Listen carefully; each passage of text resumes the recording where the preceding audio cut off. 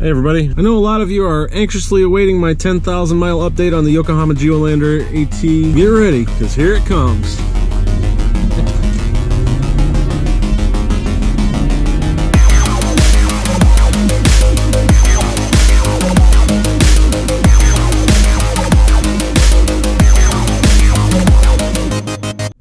Now, truth be told, I'm not exactly at 10,000 yet. I'm closer to like 8.5. I know I said I wanted to do a update at 10,000 miles, and it was taking forever. I guess I just don't drive as much as I thought I did. Rather than put a bunch of useless extra miles on my truck and make you wait any longer, I'm just gonna go with it. All right, let's check out the depth gauge. That is right at 15-30 seconds in the middle. And on the ends, it's a tiny bit more, tiny bit. Now that I've spent some real time with these tires, my first impressions and my 1,000-mile review opinions still stand. And other than some normal wear and tear, I have almost nothing to complain about.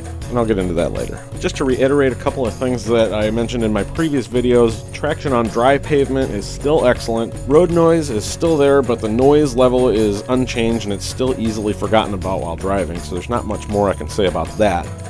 Wet weather traction is also still excellent. Normal rain conditions, I've never had the feeling of not being in control.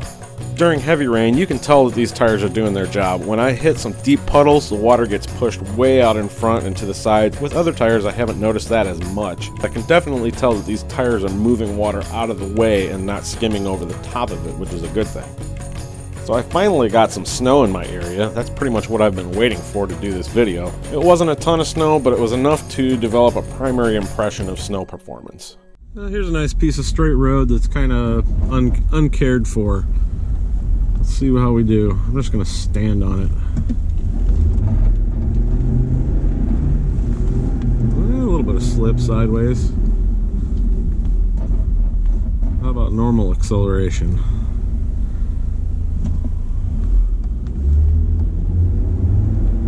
That's not bad. There was no slip there. I mean, of course I can get it to break loose if I stand on it, but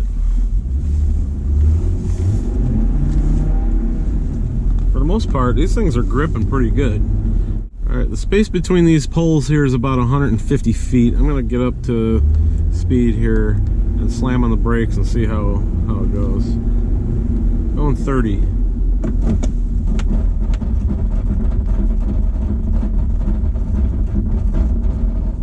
About halfway in between, so from 30 to 0 is about 75 feet. And these roads are kind of a mixture of like slush, ice, snow, old hardpack, and the mountains in between people's tracks.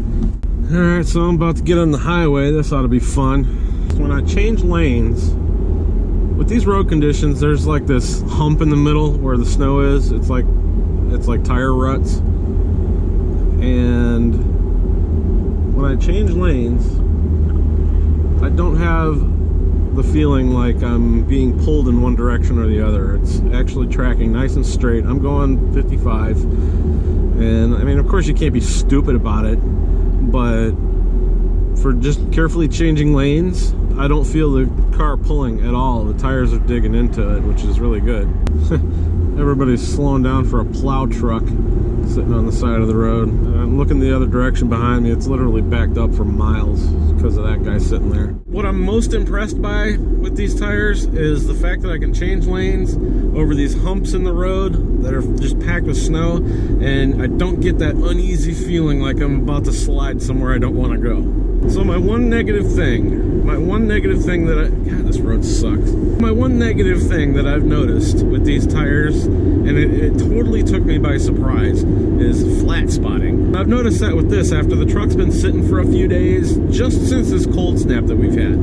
You know, it's getting down to like negative 16 or so in the evening, and if I let the truck sit for a couple days and then get out on the highway, I can definitely hear a little bit of thump and feel some vibration, and it goes away within about, you know, a mile or two. So it's not a huge deal, but it's there, it's noticeable.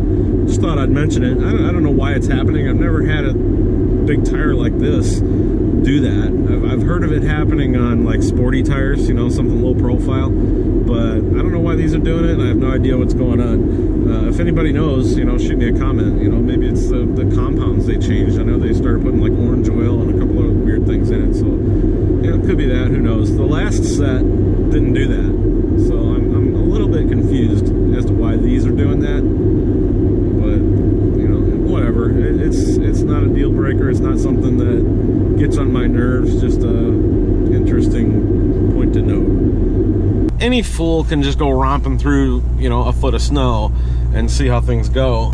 I wanted to know how these are going to perform with normal snowy wintertime conditions, and that is what the vast majority of people are going to have to deal with. Overall, I'm still very impressed by these tires. They've done everything I've asked them to do. My confidence still remains high, and my original opinion still stands. They're great, and I have very little complaints. With wintertime upon us here in the Midwest United States, if you're sitting there him-hawing around about what kind of tires to get them. Or you're just behind the 8-ball and your winter prep, get them. Don't screw around anymore, just get these. Wow, especially that guy. Wow. That was a close call. Definitely need some new tires there, buddy. Anyway, that's what I got for the update, and so far so good. I hope all of you had a fantastic holiday season. Happy New Year to everybody. Had a great kind of hectic 2017, and I'm looking forward to a awesome 2018. And a special thanks, a very special thanks to all of you guys who subscribed to me, even though I wasn't posting anything for the last few months. I really, from the bottom of my heart, appreciate it. Thank you so much. You actually helped me to cross that 100 subscriber mark, which is huge. You know, with all these channels out there that have like millions of subscribers, it's not, in the grand scheme of things, it's not super huge, but it is to me, and I really, really appreciate it. You have my undying gratitude. Drive safely, everybody. Take care.